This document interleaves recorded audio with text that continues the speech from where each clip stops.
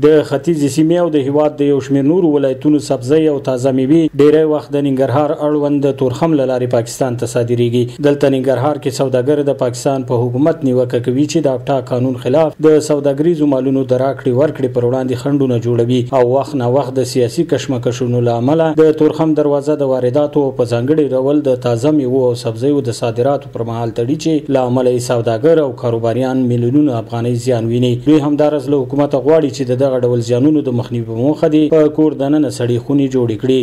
خربوزو سیزنی هندوانو سیزنی لکه دا زمونږ د افغانستان د مڼه شروع شي بس بیا موږ ته لارې بندې کړي. وخت کې دلته د لارې بندیزونه شي نو دغه مالونه خرابېږي. مثلا زردالو شو مړه شوله دغه شیونه نو د دولت نه دغه درخواست دی چې دلته سړې خونې جوړې کړي.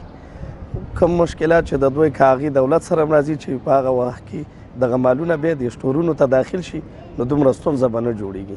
دغه سوداګر تل په افغان او پاکستاني حکومت غږ کوي چې سوداګري د سیاست جلا کړي ترڅو د دواړو خواو سوداګر او ځایي خلک له زیانه خوندي شي. خو د سوداګرو ورخوا دلته د سبزیو د اتحادیې مسؤلین هم د پاکستان حکومت د دغه ډول کړنو سر ټکوي. دوی هم وایي وخت نه وخت د حاصلاتو پر مهال د تورخم دروازې د بندیدو له امله ورته مالی زیان اوړي.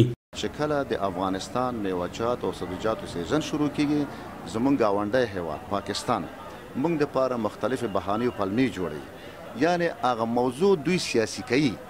پاکستان د دغه موقع نه په استفادې سره د میوه‌جاتو او سبزیجاتو د تولید په وخت کې خپل دغه محصول ډیر زیاتوي یعنی زمونږ تجار نشي کولی چې خپل مالونه پاکستان ته صادر کړي.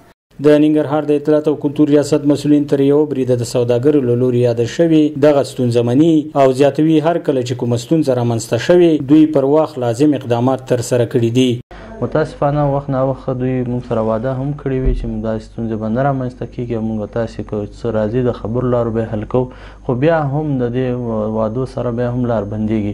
اسلامي امارت هڅه کوي تر څو پورې دغه وخت چې دروازه بنده شي یا تجارت موږ زیان ویني په بدیلو لارو باندې غور وکړي او موږ هڅه کوو چې دغه ستونزو پر وخت له بدیل لارو نه کار واخلو. د اطلاعات امر وایي ولایتي اداره هڅه کوي چې کورنۍ او سبزی او میوو د ساتنې لپاره سړې خونې جوړې کړي.